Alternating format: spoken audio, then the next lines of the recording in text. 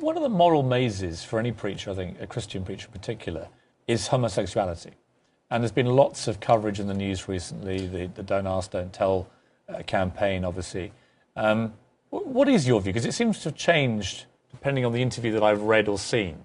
What is your view? Is homosexuality a sin in your eyes? Yes, I've always believed, Pierce, the Scripture shows that it's a sin. But, you know, I'm not one of those that are out there to bash homosexuals and tell them that they're terrible people and all that.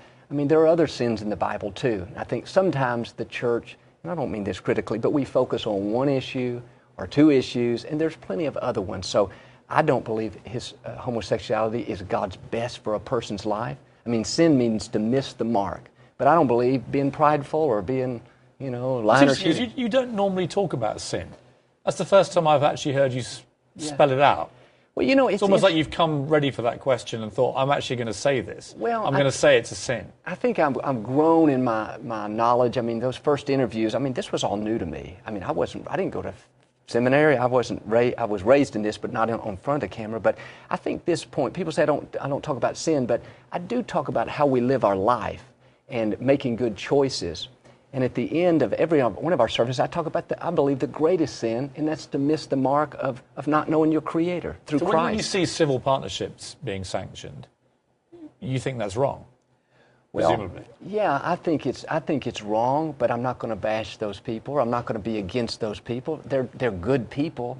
I say it's wrong because that's what the Scripture says, and you know what? I choose to live my life by what I read in the Scripture. You see, I mean, if I had, say, a friend of mine like Elton John, yes, watching this at home, who with his partner, his civil partner, David Furnish, have just had a surrogate child, which was born on Christmas Day, they're going to be pretty angry what they hear.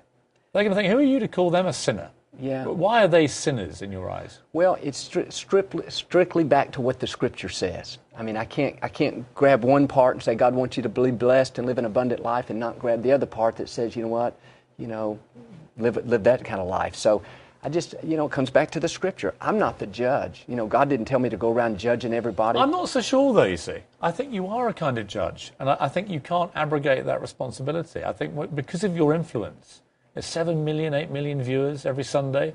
When you say things like homosexuality is a sin, it's a big statement to make. You are a judge, and you're encouraging your congregation to believe that. It's the people that we're after. We're not looking at their sin. We're not trying to judge their sin. We're trying to encourage them and let them know that we love them, and that, you know what, you're only gonna reach people by reaching out to them. Yeah, but I'm curious. And like if Elton John was sitting here today, man, I'd say, I love you, Elton John. You are talented. Well, I can tell you, he's not going to say the same. You have, but he's not going to say to you, I don't like the way you lead your lives. Well, what I'm saying is, we're not judging the person. Yeah. And that's why you say that, he's not saying sin, but it's like you are judging the person, aren't you? Aren't you? Well, to me, I'm not the one to judge and say, who's bad and who's good. Otherwise, you'd have to go through everybody, every one of us and say, well, you know what, I got some pride, or I had an evil thought the other day. Those are sins too. I don't know that God is judging sins on different levels, but we pick out that one. So, I mean, our message, if you listen to my message, they're about lifting people up. And so it's not, I really talk about the homosexuality when we get on the interviews. Yeah, but I'm curious, what would you say to a homosexual watching this? What do you do? How do they change? What do they have to do to change to be better people?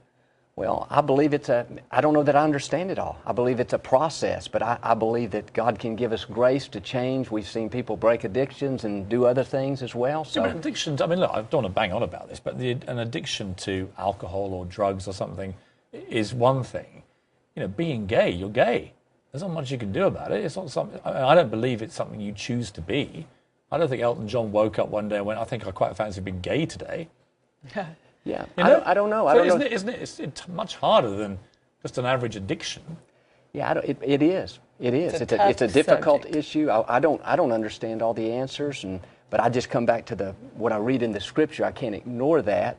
I'm saying it again. I don't know that I understand it all, but I come back to this. We're for people. It's not going to do any good to bash people and say you're second class or you're this. I'm not, we have gay people that come to our church and sit there. We have people from different faiths. And so it's an issue that, it's a hard issue, and I don't know that I fully understand it.